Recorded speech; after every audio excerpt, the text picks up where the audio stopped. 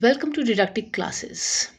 आज से जो हम चैप्टर शुरू करने जा रहे हैं ये रहेगा हमारा द रिवॉल्ट ऑफ 1857। और ये चैप्टर जितने भी टेट एग्ज़ाम है, चाहे वो सी टेट है, यूपी टेट हो, एच टेट हो, बहुत ही अपनी इम्पोर्टेंस रखता है। स्पेशली आपके जो एसएससी के एग्ज़ाम्स होते हैं या आपके जो यूपीएससी के होते हैं, उनमें भी बहुत सारे क्वेश्चंस यहाँ पे आते हैं। अगर आपका कोई डाउट होगा तो आप कमेंट सेक्शन में ज़रूर लिखिएगा। अच्छी वीडियो लगे तो प्लीज़ लाइक एंड सब्सक्राइब। चलिए देखते हैं, हम आगे बढ़ते हैं। यहाँ पे हम बात करेंगे 1857 के विद्रोह की, जिसे फर्स्ट वॉर ऑफ इंडिपेंडेंस भी बोला जाता है, स्वतंत्रता का पहला युद्ध बोला जाता है। और यह विद्रोह ब्रिटिश ईस्ट इंडिया कंपनी के खिलाफ एक भारतीय विद्रोह हुआ करता था, लेकिन एक ये असफल विद्रोह साबित हुआ, जहाँ पे ईस्ट इंडिया के खिलाफ एक ये पहली संगठित प्रतिरोध अभिव्यक्ति थी सिपाहियों के द्वारा। और ये सिपाही कहीं और के नहीं बल्कि ब्रिटिश सेना के ही हुआ करते थे। यानी ईस्ट इंडिया कंपनी के जितने भी सिपाही थे, उन्होंने अपने ही ब्रिटिशर्स यानी कि ब्रिटिशर्स के अगेंस्ट, ब्रिटिशर्स के विरोध में विद्रोह कर दिया। राइट। अच्छा, विद्रोह को कई नामों से जाना जाता है। सिपाही विद्रोह हो गया, भारतीय विद्रोह हो गया, महान विद्रोह हो गया। बहुत सारे इतिहासकार, भारतीय इतिहासकारों ने इन्हें इन नामों से पुकारा है। और विनायक दामोदर सावरकर, ये क्वेश्चन आ जाता है किसने ये स्वतंत्रता का पहला युद्ध बोला था 1857 को, तो आपको नाम विनायक दामोदर सावरकर नाम याद करना है।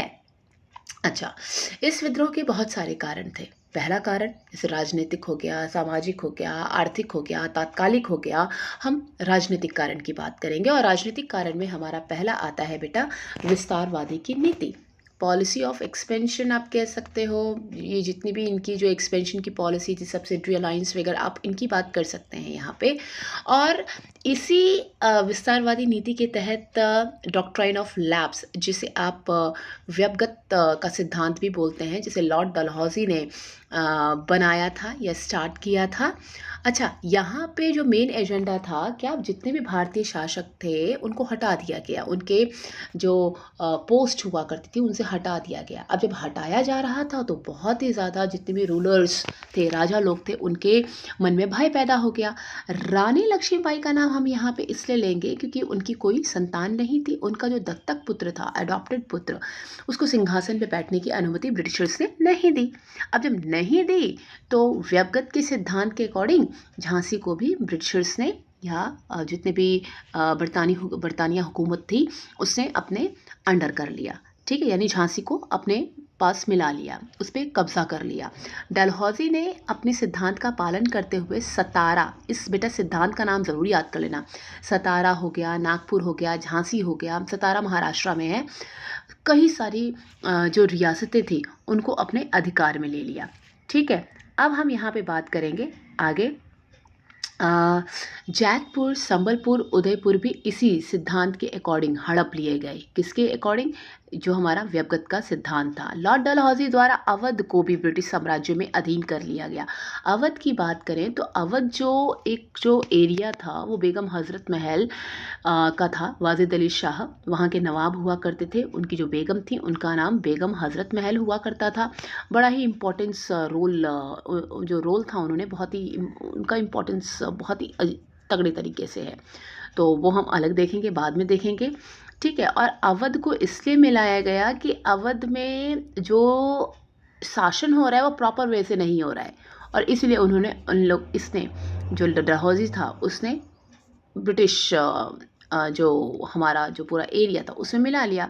अब व्यवगत का सिद्धांत को हम जरा तरीके से करेंगे। क्या है?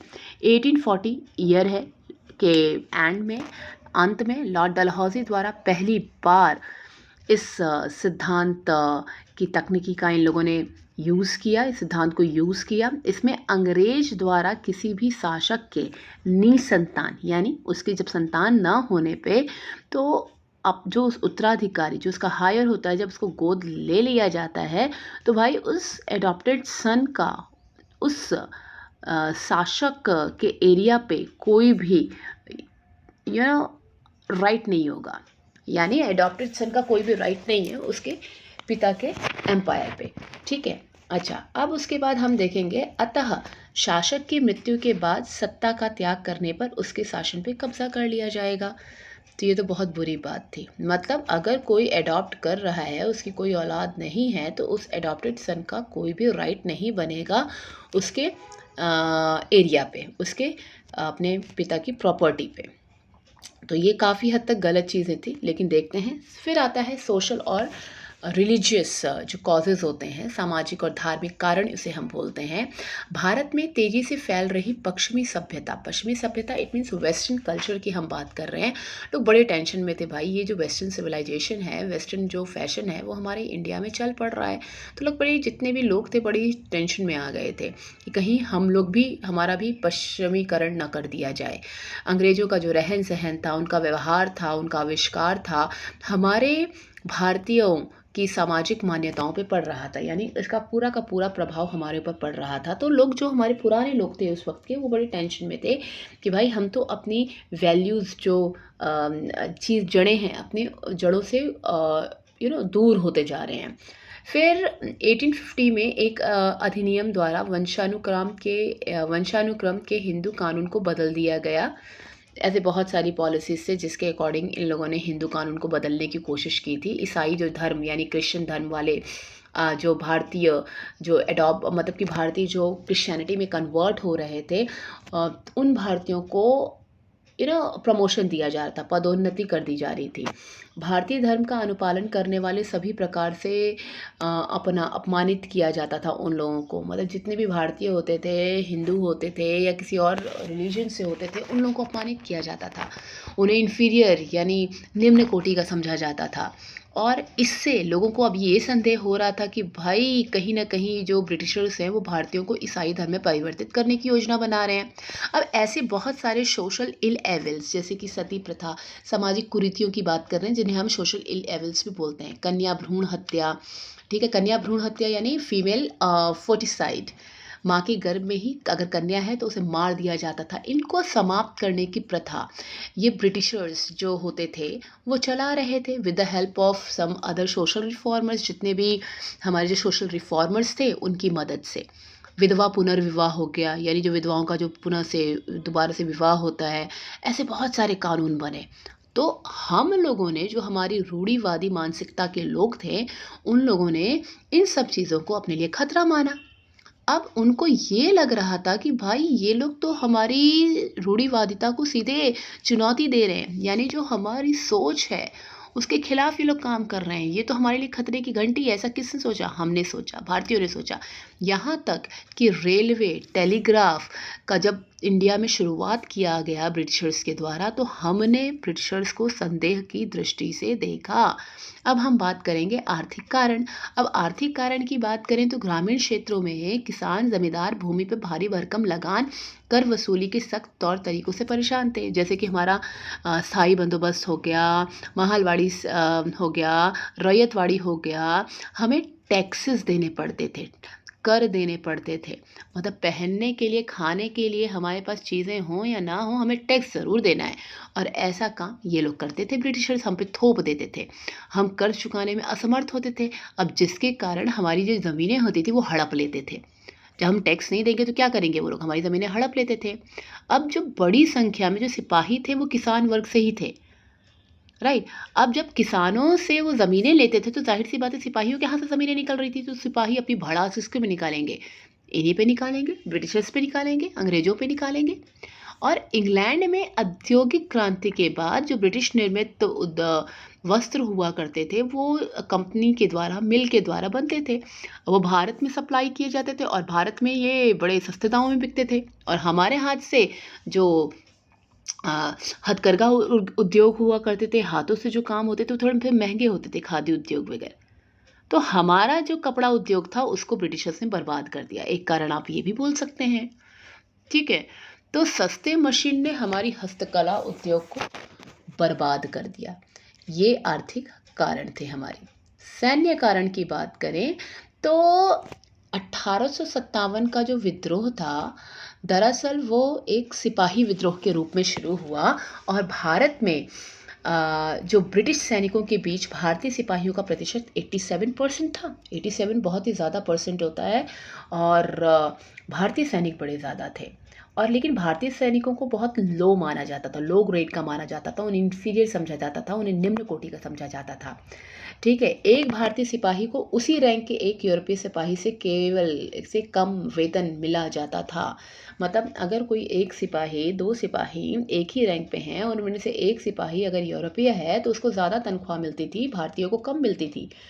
ठीक है, और अपने घर से उन्हें दूर क्षेत्रों में काम करने की अपेक्षा की जाती थी कि जाओ तुम दूर जाओ, लड़ो मरो, हमसे कोई मतलब नहीं है, ऐसा ब्रिटिशर्स सोचते थे हम भारतीयों के लिए।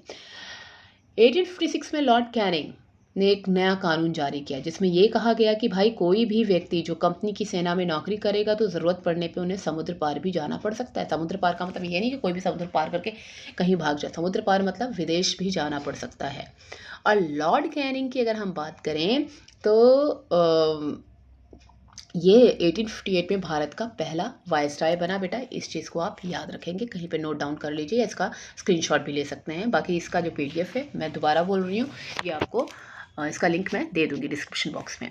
तात्कालिक कारण, ये मंगल पांडे की इमेज है। तात्कालिक कारण की बात करें तो भैया इसके बड़े सारे कारण थे तात्कालिक। पहला ये अफवाह फैली गई कि एनफील्ड जो राइफल होते हैं उनमें जो कारतूस भरा जाता है, ठीक है, उनको कारतूस जो होता है उसे मुंह से खोलना पड़ता है।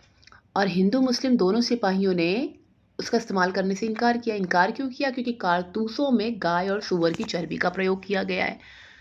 ठीक है, हिंदू मुस्लिम दोनों सिपाहियों ने इस्तेमाल करने से क्यों मना कर दिया? क्योंकि हिंदू में भाई गाय हमारी बहुत ही ज़्यादा, जिसे बोलते हैं ना, पवित्र, गाय हमारी माता के समान है, और सूअर को दोनों के दोनों कबूल नहीं करते। लॉर्ड कैनिंग ने इस गलती के लिए संशोधन करने का प्रयास किया और विविध कारतूस वापस ले लिया गया। जो लॉर्ड कैनिंग था उसने ये काम किया, लेकिन इसकी वजह से कई जगहों पे अशांति फैल चुकी थी, अफवाह फैली थी, र्यूमर फैली थी, तो र्यूमर बहुत जल्दी स्प्रेड हो जाता है, अफवाह।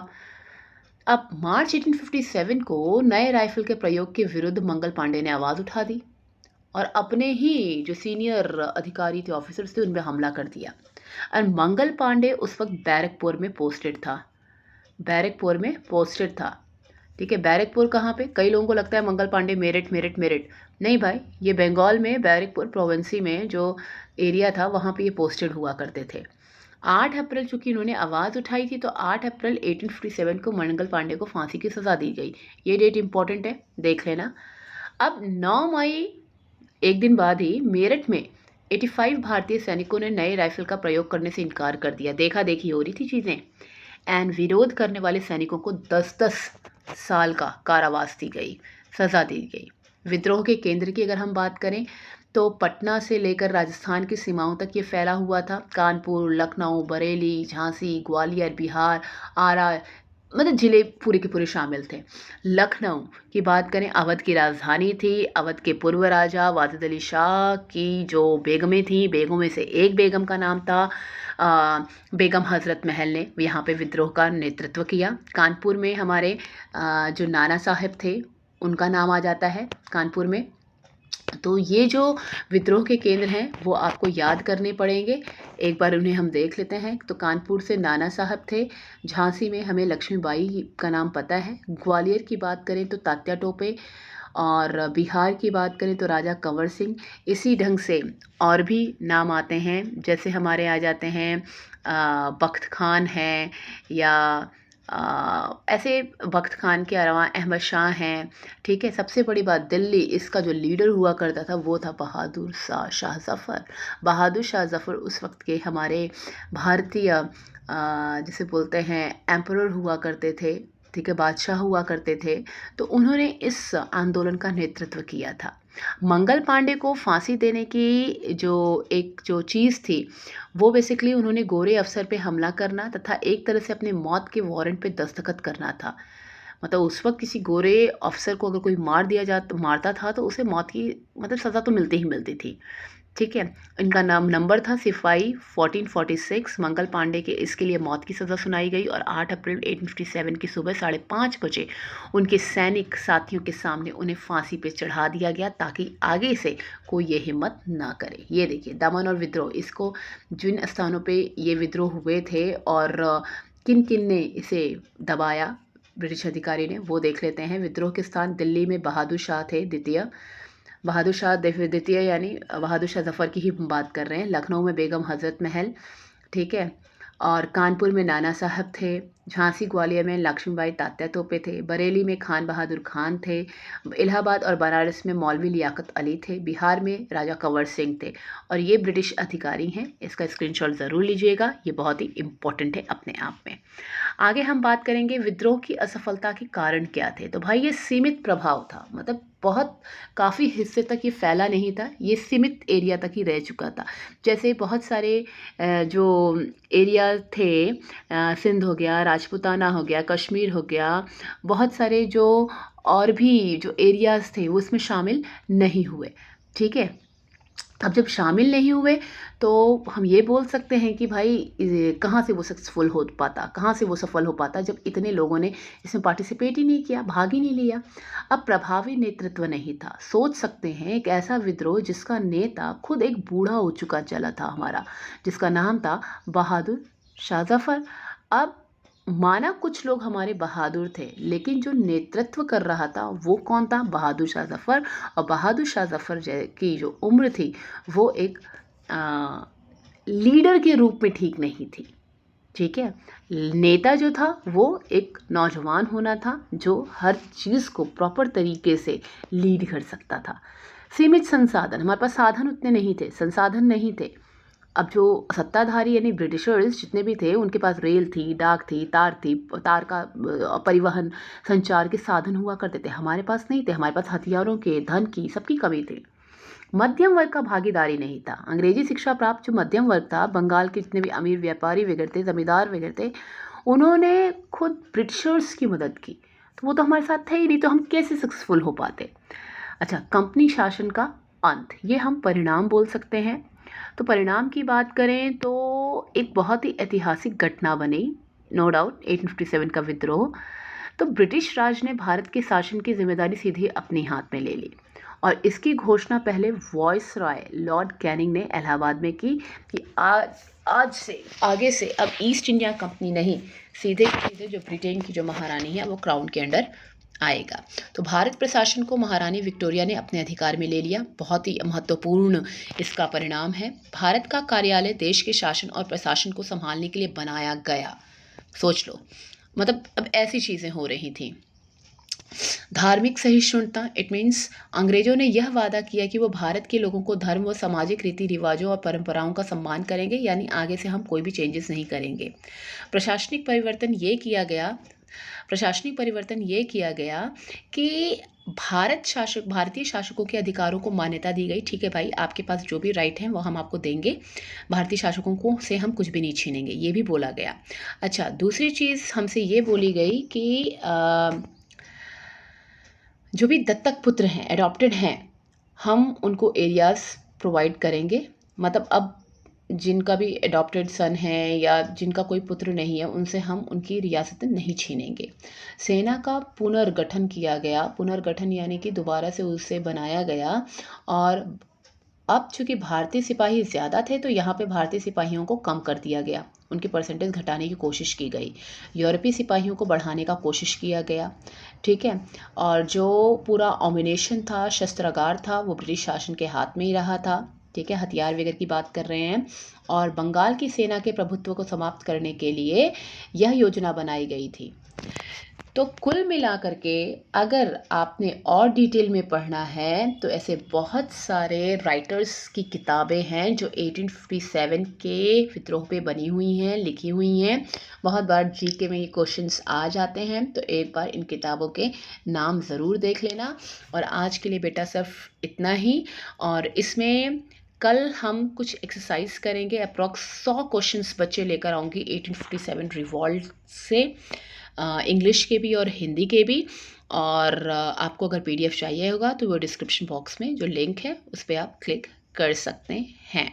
आज के लिए सिर्फ हमारा ये चैप्टर ही रहेगा। कल हम करेंगे सेम इसी टाइम पे क्वेश्चंस। वीडियो अच्छी लगे तो थैंक यू एंड लाइक करिए, सब्सक्राइब करिए, तभी हमें मोटिवेशन मिलेगा और आगे भी हम और भी वीडियोस बनाते रहेंगे। ये बस हमारी शुरुआत है। Thank you.